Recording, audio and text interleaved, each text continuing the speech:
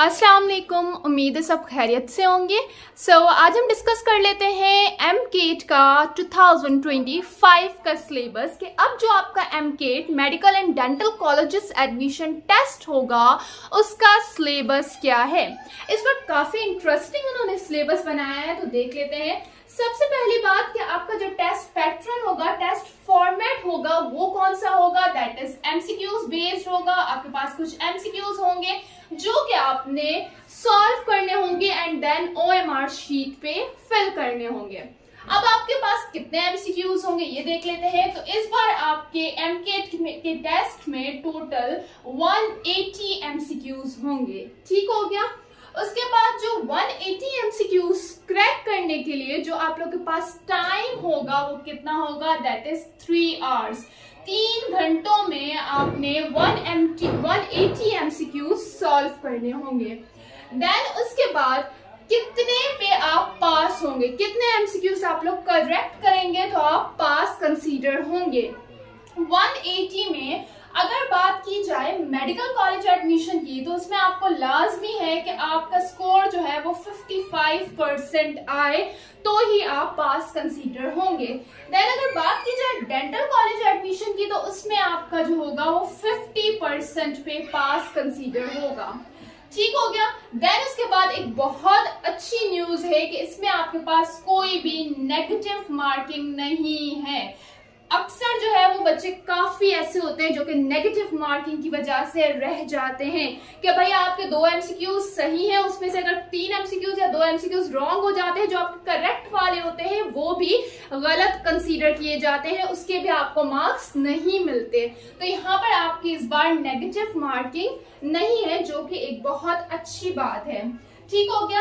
अब अगर आ जाते हैं हम हमारे सब्जेक्ट्स के ऊपर कि कौन कौन से सब्जेक्ट्स होंगे, तो सबसे पहले आ जाता है हमारा बायोलॉजी, देन उसके बाद आ जाता है केमिस्ट्री, देन फिजिक्स के बाद इंग्लिश और फिर आ जाता है लॉजिकल रीजनिंग। ठीक है। अब यहाँ पर इन्होंने बड़े मजे की चीज की है कि पहले हमें पता है कि हम बायो को कोई खास वैल्यू नहीं देते थे।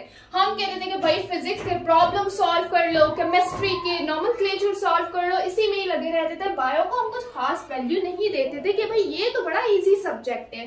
लेकिन इस बार आपको बायो पे फोकस करना पड़ेगा। किस वजह से?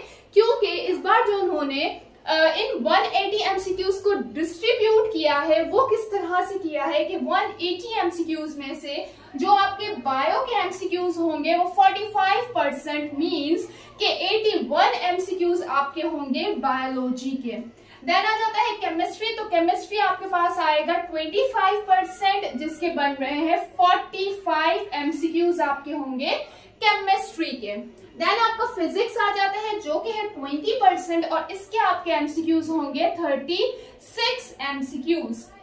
देन इंग्लिश, तो इंग्लिश के आपके एमसीक्यूज होंगे 5% मींस के 9 एमसीक्यूज। देन लॉजिकल रीजनिंग तो सेम वही 5% और 9 एमसीक्यूज। तो ये टोटल हमारे पास कितने हो गए 180 एमसीक्यूज। अब यहाँ पर आप देख सकते हैं कि बायोलॉजी अब हमारे लिए कितनी ज्यादा इंपॉर्टेंट है कि इसका इन लोगों ने कितना ज्यादा पोर्शन रखा है, और जो कि बहुत अच्छी बात है क्योंकि हम मेडिकल का टेस्ट दे रहे हैं तो जाहिर सी बात है उसमें सारी चीजें जो है बायोलॉजी से ही इंक्लूडेड होंगी, तो इसलिए ये बहुत अच्छी चीज थी है।